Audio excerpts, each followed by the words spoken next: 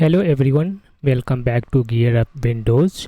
If you are using the Tor browser, you may have noticed that sometimes links open in a new window instead of a new tab.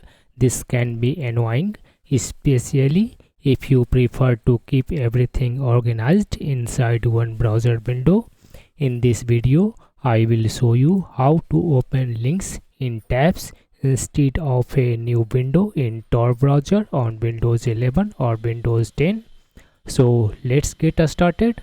First open Tor browser and then click on this one triple line menu and select settings in the drop down menu. Under general tab on the right side under tabs section, check this one option that says open links in tabs instead of new windows. That's it. From now on, links that try to open in a new window will open in a new tab instead in Tor browser. This makes browsing more organized and easier to manage. If you find this video helpful, don't forget to like, share and subscribe to GearUpWindows for more Windows and browser tips.